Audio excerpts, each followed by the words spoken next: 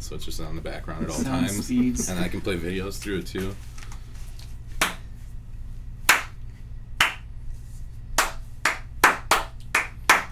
All right, stop. All right, last. This is it. All right, Everybody good? we're good. Today's episode of DMC is brought to you by AxelStrat LLC, but we'll get into that a little bit later. Let's jump into today's episode.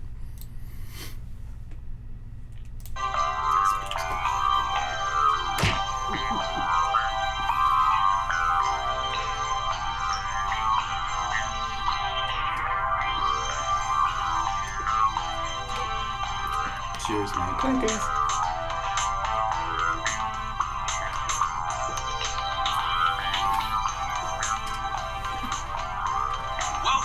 Dipping Milk and Cookies with your hosts Garrett Cookie Smith and Michael Milkman Segovia.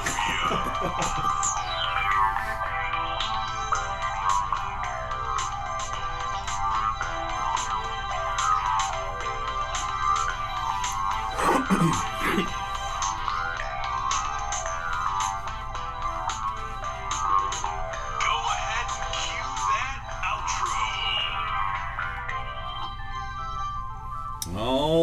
All right, man. Welcome to another episode of Dipping Milk and Cookies. Guys, I am Garrett, your Cookie Commander Smith. With me, as always, Michael, Master Motherfucking Milker Segovia. What's up, player? Not much, man. What's up? Really digging on the new setup right now. That's for sure. Obviously, guys, we're doing things a little bit differently this week. We're trying to actually get the video rolling with the audio, so that's going to be a fun undertaking, but this is a pretty good goddamn start, if you ask me. Obviously, I've been dragged through the 7th ring of hell as of late, so I'm feeling kind of meh. But this is a perfect distraction, perfectly done, well done. Mm-hmm. So yeah, I'm excited. I'm excited about this right now. How are you feeling? Well, I just found out about this about 7 minutes ago. I knew we were doing the podcast, but I didn't know it was going to be a porn shoot. So. Yeah. That's so funny, too, because I said that. I said, does Mike know about the cameras and stuff like that? And I'm like, yeah, you should. Nope. All right. Well, either way, it is what it is, and get used to it. So, Yeah. Yeah. Anything new? Anything new this week? Any good shit stories? Lincoln shit stories? He's just been shitting a lot. But he's changing the milk now. And Yeah. He's getting more, just more milk. Yeah. Ugh. It's so bad. I can only imagine. Yeah. Let's see, what am I doing? So tomorrow's my birthday. Happy birthday, me, 33. Hey, 1 year closer to death. Tomorrow it'll be good though. It's just what I need for sure. I'm gonna go catch breakfast, lunch with my mom in Watertown, and then meet my dad for dinner. And then who knows what the fuck I'm gonna do after that. But yeah, it's gonna be something that's definitely well needed, well deserved for sure. After this month has just been fucking junk. 5 days in. Well, no, not this month. Well, yeah, I guess so. The end of July, all of July, and whoopsies, all of July and all of July was just a fucking joke. Yeah. But luckily, we are in August, more than halfway through this fucking joke farce of a year. But keep on trucking. Just keep on keeping on. Well, I suppose I know you're on a fucking schedule per the usual. So let's just jump into it. We do have a very special guest on Dipping Milk and Cookies today. Our guest today is what I like to call a steely-eyed missile man. Okay, equipped with a bachelor's of business administration accounting from the University of Wisconsin-Milwaukee, associates in music production and recording technology from Madison Media Institute. He is a leader in business administration using analytical and creative approaches to develop sustainable business growth. Studio DMC welcomes Mr. Alex Weber. Thanks for showing up, buddy. Thanks for having me. Yeah, fuck yeah. Thanks for really cool. Thanks for having me. Welcome. Yeah, so obviously, guys, Alex here You can call me is. Axel. People call me that. That's what my dad called me growing up. So. Yeah, it's one of the questions. How did you name AxelStrat? But for everybody who doesn't know, Alex here is the owner and owner operator of AxelStrat LLC. It's a media company who basically can do whatever you need digitally, essentially. If you need a podcast set up to do video, this is the guy to talk to.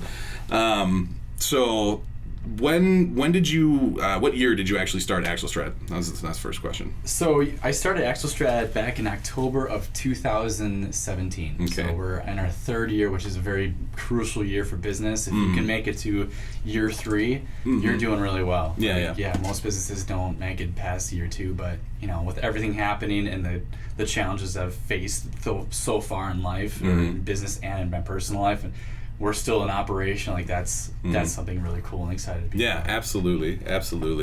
Yeah, thank God for you, man, because you've done work for the band, for Reflection of Flesh. I mean, you were there to shoot photos and do the B-reel footage for the live stream that we did. That was so fun. That was the shit. I can't wait to do that again. Yeah, totally. And that promo video. Oh man, you got to see the promo video. Yeah, he threw together like a 30-second promo clip. It's gonna be roughly a little over a minute, I think, once it's done. Okay. So. It's sick, dude. Yeah, It's so I can good. show you. Yeah. When we're done recording.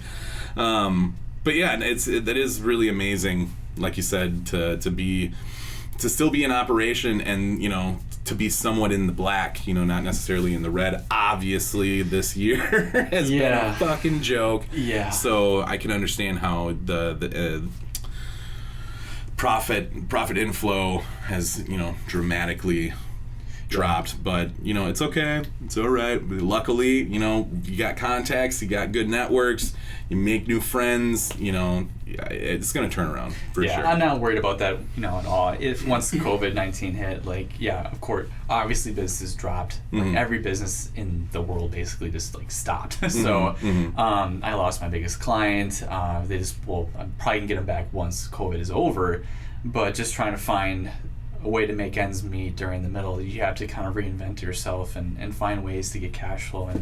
And being an entrepreneur and a small business owner, that's just, cash flow is so crucial. It's absolutely. How am I do this here? It's I can't wait for the government to step in because they've been just lacking. But slack ass. Exactly. Yeah, so it's just. But when I started AxelStrat, it's all about innovation and growth strategies. So it's this is my company was set up from the get-go to operate on a scale that is basically you can just work remote. So all my employees are able to work remote. We work as a team. There's 4 of us, and we just we have the Google products, the website. Technology makes it so easy today. Today's society. If you have a business that offers to work remote, or you can do remote. Yeah. And I think COVID is actually showing you can work remote. Absolutely. A lot of people have a lot of jobs. That, yeah. A lot of jobs. COVID-19 has shown the light or turned the light onto a lot of inefficiencies within our business processes that we can actually probably get out of the office more and work at home and enjoy life and your family. And, you spend so much time at work, and why not just this guy who's at home with his family, just you can have him, take him. I don't want to fucking be here anymore. Yeah. That's so funny. But people are able to stay at home and actually enjoy their life and not have to be stuck to an office all the time. So. Yeah, I could imagine the cubicle folk are probably loving life right now, just because you can just jack into the network or whatever you're the Matrix. You can just do all that shit at home. So totally. So yeah, I'm very sure that some people are really digging the situation, whereas there's other people that are just essential workers. Fuck, man. Yeah, I mean it's just it's kind of disheartening. You got people that are on unemployment making more than essential workers. What the hell am I doing? Yeah, I don't understand that, man. That really fucking bothered me because like I work at Quad and like there was a couple of people that That's I a knew. good company. Yeah, but it's just like being essential. People need to read. They need their fucking U.S. What I forget what that fucking tabloid is, but that fucking thing comes through The Choir? Yeah. Is it the Choir? Yeah, pretty Nice. sure. I'm pretty sure. One of the fucking tabloids. I know. What's it? George Clooney and his wife are going through a trial separation. Oh no. Yeah, right. It's just a distraction. Yeah, that was So- it was one of the covers I saw today. But anywho, so obviously you've been doing this for a few years now. Obviously, you know what you're doing. like to think Equipment. so. Yeah, right. Equipment is obviously half the battle. We've had that conversation before. It's really important to make sure that you're trying to be professional. Otherwise, nobody's going to treat you professionally. Right. So let's start with equipment, man. I was asking you, what you kind of had running around here. Yeah, for sure. I see Canon. That's definitely a Yep. good start. Canon. If you're looking for some endorsements, this guy right here, he's your money. But yeah, what kind of cameras are these? So these are Canon. Well, they're both the 5D series, the EOS 5D. The main camera that's on me right now is a 5D Mark IV. It's my bread and butter. It's my pride and joy. I call her Shannon the Canon. So. Shannon the Canon. And then I got the B camera, the 5D Mark III. So it's the one before the 5D Mark IV, but it's still a solid build. But the 5D Mark IV is That's better, the, more for video than money 5D. shot. I like that they're Yeah, called so- marks. Yeah. Oh yeah, there's definitely like Iron Man suits. Yeah. yeah, dude. exactly. Yeah. So, but they just rolled out with the EOS R5, which is now it's a mirrorless camera. It's going to replace the DSLR Mark. Mirrorless. Yeah, What is 5D. that? So instead of a mirror that's in a DSLR, Oh, it just okay. has a sensor. Okay. It doesn't have this flapping. Whoa, You're flapping up crazy. and down. So yeah, the R5 is just crazy specs. So, but that's a whole nother topic if you want to talk cameras. But but though the cameras we're running right now are definitely pro grade. Yeah. Super high quality. Ella Glass is on there, 24-70, and then that's a 16-35, 2.8, both 2.8. God, they're so And nice. my beloved ring light that I absolutely despise. I hate ring lights like with passion. It's just every time I'm like on TikTok and I see people like, don't give me shit for TikTok. We'll talk more about TikTok. TikTok. But every time you see like this person with a ring light, just blowing the ring like straight in their face, and they got that horrible catch light with the ring in the eyes. Like I did a video on it. It's like, don't shoot yourself. Puff Daddy video. Yeah, don't shoot yourself in the face with the ring light. Turn around to a white surface and bounce that light into your face. You get a nice softer look, and everything just looks better. But See, professional. Exactly. There is a difference, people. it is not. Yeah, and when you said like you need these really high-end pro cameras to look good, and not necessarily, because you can get away with a lot with just a semi-pro body camera with a nice piece of lens, like a nice piece of glass. So invest in the glass more than the camera bodies at all if you can. But doing lighting, knowing how to light something, like we're lit now with pretty much a 3-point light system. Right now it's 2. Yeah, especially you. But just knowing how light reflects off subjects and edge lights and highlights. So there's I'm a gonna lot show you of something. Look at this. I wrote down equipment and then experience right underneath it. And what is this guy doing right now?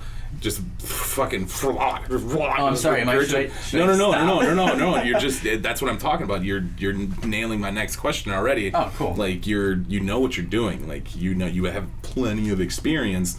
So that's why just giving us the spiel on how to do the 3-point lights, and don't point that thing straight at your face, and buy good glass. Don't worry about the body. All that stuff. That just screams experience. So I just thought that was ironic. sorry, Right. to cut you off. I mean, no, it's totally fine. I mean, I went to school back in 2008 for music production and recording technology. So it's nowadays that would be a wasted degree, wasted money, because now with YouTube and TikTok and all this plethora of information that you can find on the internet, it's like you don't even need school anymore to learn how to be an auto engineer, basically. That's But, how. Yeah, so, YouTubed a lot of this shit. if you man. have, my theory is, or my hypothesis, if you have a passion about something, if you just apply time to it, you're going to get something out of it. So that's just the way I look at it. No, yeah. So yeah, you just said you went into school for the music production and recording. Obviously, I know that you were in a band back in the day, but did that have like a direct correlation to you picking that to go to school? 100%. Yeah? Okay, that's what I kind of figured, but I had to ask. Yeah, it's totally fine. So, yeah, 1 Mile to Hub was our high school band name, and my drummer's actually sitting right over there. What's up, Chris? So, if you can't, he's off camera, but but Chris and I, God, we were in the high school band with Teddy Schmidt, Shell Hansen, and Emily Kaplan, and we had so much fun. I had so many cool experiences, and it was probably the best time of my life. Some fucking good tunes, man. Oh, yeah. Especially, I was saying it to Chris the other night, man. Like, for being 16, 17 years old doing that, like, not only were the songs catchy, but there was actual, like, meaning behind the lyrical content. Like, totally. Which is super from rare. My first heartbreak. Yeah. So I mean, you translated it. You translated it very well. I would say it for myself.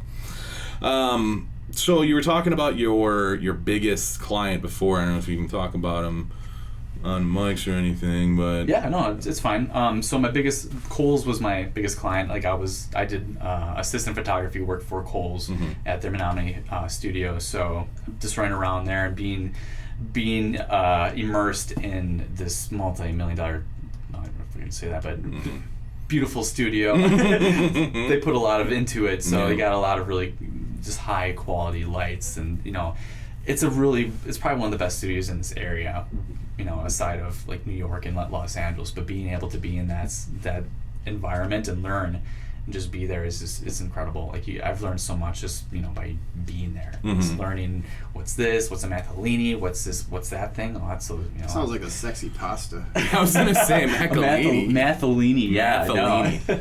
So yeah, call it macaroni and mac and cheese. The same thing. Mac and cheese. But you learn so much of the other side of the grip part of production. So I mean, it's a production studio. It's full on. You have every aspect: production, pre-production, and post-production. So like while you were at Kohl's, were you shooting just exclusively models with like the clothing, or were you what were you primarily shooting? Sure. Yeah, no, I started on the product side. So I learned or was on set with these really good photographers. This product photographer knew exactly what he's doing with these trans looms and how to light it, get the right highlights, and then he got to like get a certain pop of light to get like the certain reflection off, like shooting of like a reflective surface, which is probably the hardest thing to shoot. So you learn so much just by being by these pros that know how to shoot with light and these just the best of the equipment. So that was just a really cool experience. But then once I started making my rounds, my personality fit more of the fashion side. So I was moved over to the fashion side. So I was with people talking to models and being on that side of things. Okay. So That's cool. Thus far, you said you're about 3 years deep into AxelStrat. I mean, obviously, AxelStrat, you were taking pictures before AxelStrat. You started it, I would imagine. Actually, no. So I started shooting the beginning of 2018. So the funny thing is, so my dad is a photographer, and I've been shooting, like, he's always gotten cameras for me for my birthday. So I know how to work a camera somewhat, and I know about angles and leading lines and composition of that sort. But when I was at a restaurant, and it was Christmas time, 2017, December 2017, and these two kids had this DSLR. It was a T6. And I was like, oh, let me see that. And then I just took a picture of my Karen. At the time was my business logo. I had these 3 rocks, and I just stack them places, and I was just like, let's, it's your totem. My totem, yeah. So I took a picture of it, and it's right away, just shooting those 3 rocks on the table with the reflections and a low angle is just like, wow, that looks really cool. You know what? I can do this. Like, it's like people need content development. So like I added that function to AxelStrat, and it was more so going to be for like analytics and bookkeeping, because that's what my business degree is. And I got my bachelor's in accounting, so I was a financial controller for a restaurant group for 2 years. So it was like I learned a lot from that, and I just applied it directly to my business.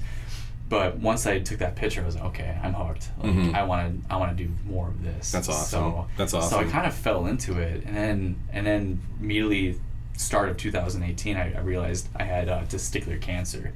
So once it was kind of a... That's a fucking wake-up call. It was a wake-up call. Murphy. So if check your nuts, guys. Yeah, very important, boys. Check your balls. nuts. I'm check serious. your balls. Like there needs You're to be, already fucking down there. exactly. You might as well feel for some lumps. Yep. There's a whole bunch of information. If you just feel around there. If it feels something hard. Yeah, if it's hard, go to the doctor immediately. Immediately. That's what I did. Like I found something hard. It was about the size of a quarter.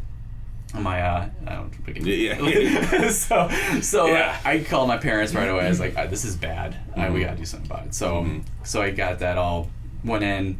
They just couldn't figure out what it was. Like they did blood work, ultrasound, like the whole 9 yards, and they still had no idea. So the next step was like, okay, well you have a choice. You either can leave it in and find out if it's going to be malignant or cancerous with the next blood test, or you can just have it removed. It's like, well, I'm not gonna wait. Get that shit out of me. Are get you out. kidding me? Exactly. Is that a real question? Exactly. Cut it So- out. Give me the scissors. I'll do it myself. Definitely don't want to do that. Well, no, yeah. Bleed out real quick. Yeah. No, that's for real. Don't do that. Don't do that. Yeah. Don't do that. But yeah, so once I got it out. Surgery went well. Everything's. I know we want to talk about this, but No, it's fine, buddy. So we got it all out, and then to clean up, we did 2 cycles of chemo, BEC. So yeah, it was the chemotherapy was rough. Fucking but it rough, was, man. I could it was imagine. 2 cycles, it went quick, and finally it was done. But going back Congrats, to by thank the you, way. appreciate that. Yeah, I'm in remission now, Yeah, so fantastic. Hopefully on year 5, but Yeah.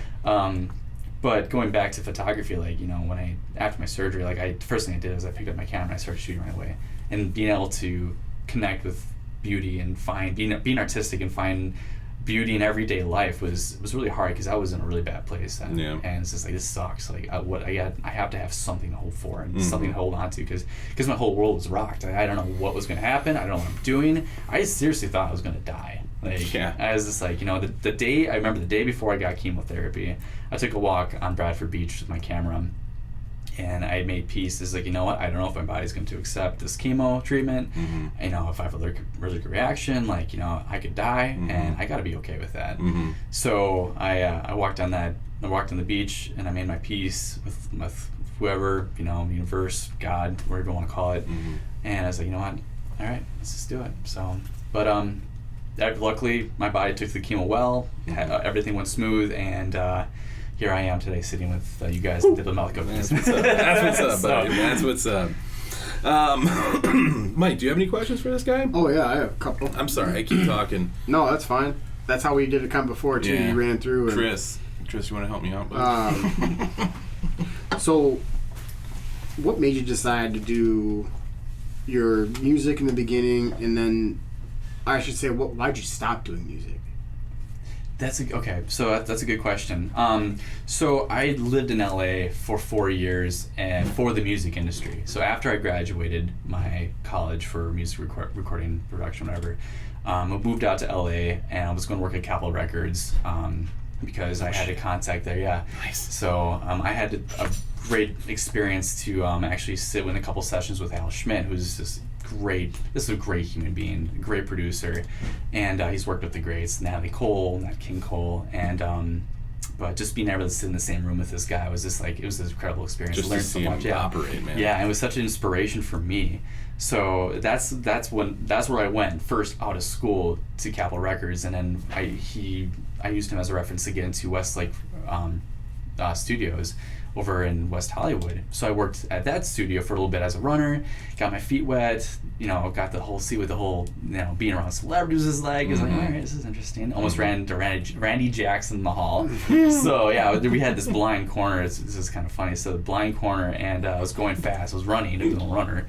And I turned the corner, and there Randy is like, whoa, dog. He's like, Whoa, dog. Whoa, dog. Slow down. So no, I didn't say Thank that, you. but I literally almost ran into him. So yeah, but that's why I got into it. And I got out, to answer your question, I got out because I wanted to have a family, and I wanted to have more stability.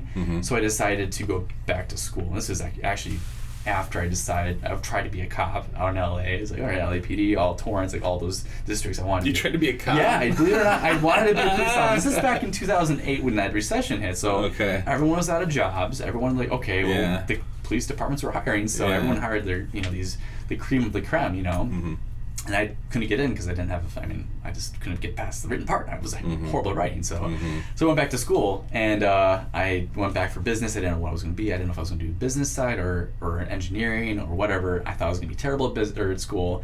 ended up being okay, and got good grades, and I just started doing business stuff, accounting. So, and the whole reason why I got out of music is because I wanted to be able to support a family. I didn't think music was going to provide that lifestyle, That or atmosphere. to have that solid paycheck there. It's hard to be conducive to the family life when you're a dreamer. Right, but here I that's am for now sure. being a photographer. Yeah, it comes full hey, man, circle, right? listen, yeah, comes full circle. It's ridiculous. You find the right path, buddy, and it doesn't matter how hard you try to avoid it. You're gonna end back up on that same road some way, somehow. Right. I mean, you gotta follow your heart, honestly. Exactly. What do you got? So being into music and photography, is there other art forms you like painting or like stained glass? Yeah, that's actually that's another good question, because we're in a room with the spray paint art, and I actually picked up spray paint art a little bit. I did, I'd watch some YouTube videos and these stencils, and like you spray a little bit on there, and you blot it, get some texture, and then you put other things on, and you spray paint more, and you get this really cool, nice 3D like effect with the spray paint. But I only did it a couple times, and I did a couple of pieces. It was just too messy, and you got to invest in the paint. But other than that, no. I just stick to photography. That's enough in its own. Yeah, I was gonna say, yeah, I constantly editing. It's like, oh my god. Did those paintings turn out though? They did. Nice, nice. I could show you sometime. Yeah, no, for sure. Definitely wouldn't mind seeing those bad mama jams. Sure. So do you have a favorite picture that you've taken that you have maybe displayed somewhere in your office or your house? I do. So I was up in Iron Mountain, Michigan, and I was up there shooting a wedding.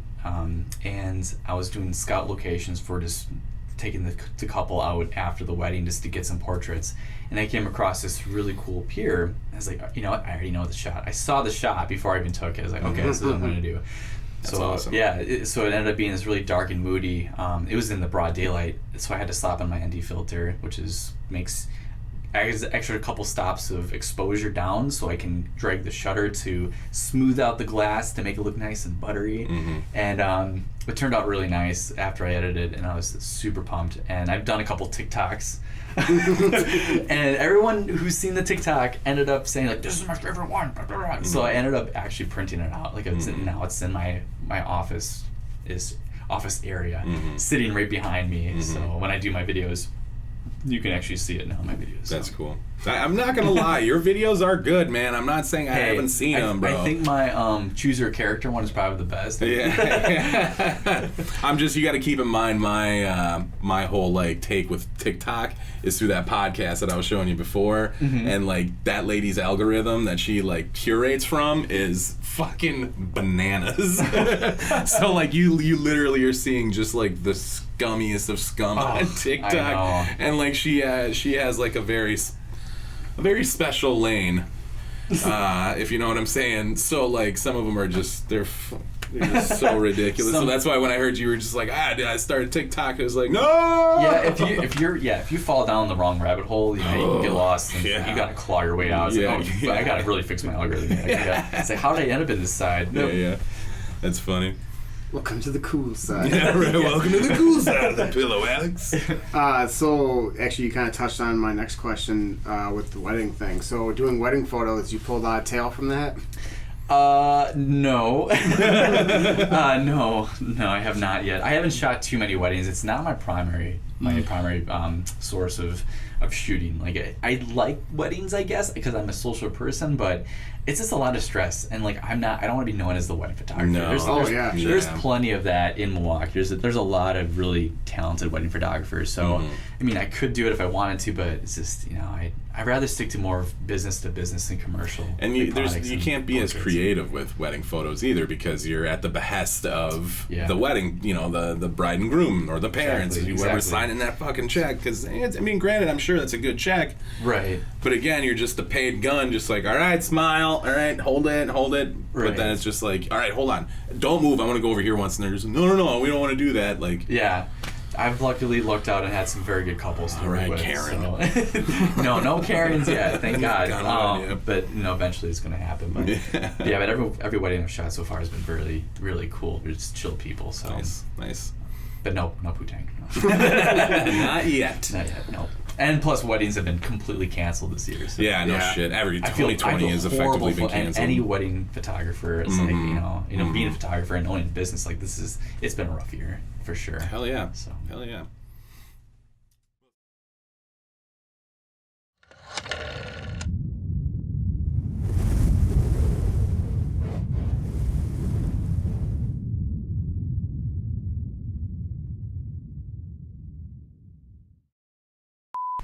All right. So I'm gonna do the little intro, shit. ad read. You're good. You're good. So hot. And then the intro plays, and then me and Mike usually do like 10 minutes of just Sure. kind of bullshit, and then we'll jump into it. Okay. Sounds good. Alrighty.